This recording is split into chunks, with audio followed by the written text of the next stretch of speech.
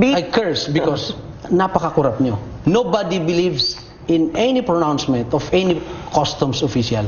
Kahit magdadaldal ka pa yan, even you're the brightest lawyer in the bureau, and you talk about the customs, nobody even care to listen to you. Now, what is the problem in the Bureau of Customs? It is so corrupt, but nobody is helping it.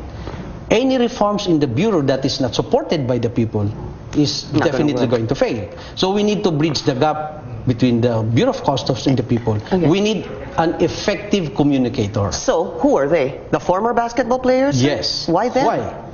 In their own field of expertise, they are icons. So when they stand up there, wearing the uniform of Bureau of Customs, people will listen.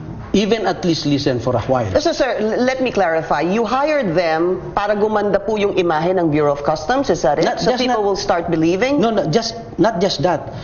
To at least make some people listen. What is the real problem in the Bureau?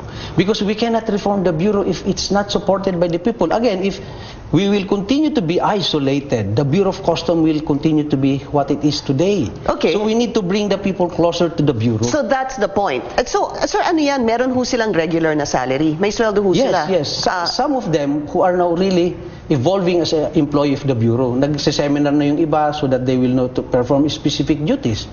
So initially, their purpose is to help in the personnel development of our bureau, because we are law enforcers, we carry guns, and there is no physical fitness program of the bureau. Okay. This has to be embedded. That's why the structure is so faulty. That's why I have already submitted the restructuring of the bureau nasa Department of Finance na, and this group is already embedded there. Okay, so they are regular employees. I'm going to name them, sir. They're not regular. They're not regular. Contractuals. Contractual. And how much do they earn, a range, sir, of a minimum to a maximum? Let's talk about retired PBA players Kenneth Deremdes, Marlo Aquino, and volleyball star Alyssa Valdez. Part of the Office of the Commissioner, sir, I'm sure the people would want to know, how much do they earn? Alyssa stayed for only 3 months. I think September, October, November of last year. Okay. And then she's no longer with the Bureau. Okay. Okay. And then Kenneth and Aquino is still with the Bureau. And they are earning 50,000 a month. 50,000? Yes. Okay. What about EJ File and several other volleyball players who were appointed naman, sir, dun sa intelligence group? But we're going to take a short break.